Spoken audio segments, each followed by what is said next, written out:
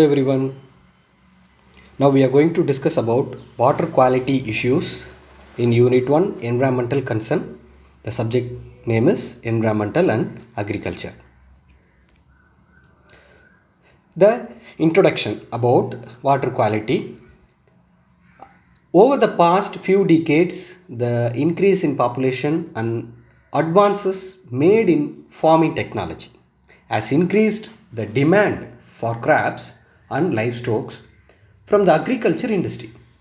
This growth in agricultural production has resulted in an increase in contaminants polluting soil and waterways. Yes. Now we'll discuss about water pollution in agriculture. Any undesirable change in physical, chemical, biological quality of water due to agriculture sources. Yes, it's detrimental to human and agriculture also. According to FAO, 58% of all water pollution is alone from agriculture. Now, what are all the causes due to agriculture? So, it's a cause through its discharge of pollutant and sediment to surface and groundwater, through net loss of soil by poor agricultural practices, and through salinization and waterlogging of irrigated land. So here, source of agriculture water pollution, there are one point source and non-point source. So the point source from a single discharge point, non-point source to more diffuse landscape level causes. So we'll discuss first point source. Point source pollution refers to contaminant that enter a waterway from a single identification source, such as a pipe or ditch. A way to remember what point source pollution is, that we can point to where the pollution came from. The next one is non-point source of pollution. So non-point source of pollution arise from a broad group of human activities for which the pollutant have no obvious point of entry into receiving water courses. It's called as diffuse source of agriculture water point. Non-point source pollution is much more difficult to identify, measure and control than point sources. The image shows point source as well as non-point sources. So point source we discussed previous slide, it's a only single pipe wastewater. Non-point sources, it's from urban areas, rural villages, suburban development areas and water treatment plant. So next one is main topic, pesticides. So pesticides and herbicides are applied to agriculture land to control pests that disrupt crop production. And pesticides leaching. So pesticides leaching occurs when pesticides mix with water and move through the soil, ultimately contaminating groundwater. The amount of leaching is correlated with particular soil and pesticide characteristics and the degree of rainfall and irrigation. Leaching is most likely to happen if using a water soluble pesticide when the soil tends to be sandy in texture. If excessive watering occurs just after pesticides application, if the absorption ability of the pesticide to the soil.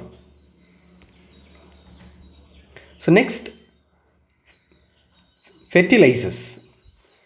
So fertilizers contains leaching, runoff and eutrophication.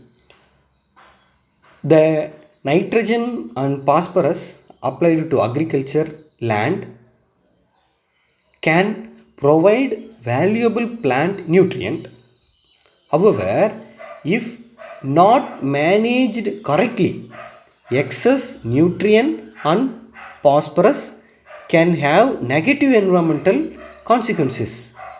Excess nitrogen supplied by both synthetic fertilizers and organic sources such as manure can lead to groundwater contamination of nitrogen. Yes. So next, heavy metals. So heavy metals, the major input of heavy metals, for example, lead, cadmium, arsenic, mercury, into agricultural system or fertilizers, organic waste such as manure and industrial byproduct waste. Some farming techniques such as irrigation called lead to accumulate of selenium that occurs naturally in the soil. This can result in downstream water reservoirs containing concentration of selenium that are toxic to wildlife and our human. So agricultural impact on water quality. So we know that surface water and ground water is a main agricultural water sources. So first one, agricultural impact on water quality. Number one, tillage or plugging. So sediment or turbidity. Sediment carries phosphorus and pesticides absorbed to sediment particles. So siltation. Siltation of riverbeds and loss of habitat. Spawning ground. Second one is fertilizer. Fertilizer impact surface water as well as groundwater. So how it is impact surface water means runoff of nutrient, especially phosphorus, leading to eutrophication, causing taste and odor in public water supply. Excess algae growth leading to deoxygenation of water and fish kills. So groundwater, how it impact means leaching of nitrate to groundwater, excessive leads are a threat to public health. So next, manure spreading. So it impacts, how it impacts surface water and groundwater. So first we'll see surface water manure spreading carried out as a fertilizer activity. In high level of contamination of receiving waters by pathogens, metals, phosphorus and nitrogen, leading to eutrophication and potential contamination. In groundwater, it contaminate of groundwater, spreading of frozen, especially by nitrogen. So what are all the solutions? Number one, nutrient management. Applying fertilizer in the proper amount at the right time of year and with the right method can significantly reduce the potential for pollution. So next one is cover crop. Planting certain grasses, grains or clovers can help keep nutrient out of the water by recycling excess nitrogen and reducing soil erosion. Next one is buffers. Planting trees and grass around field, especially those that border water bodies, can help by absorbing or filtering out nutrient before they reach a water body. Yes.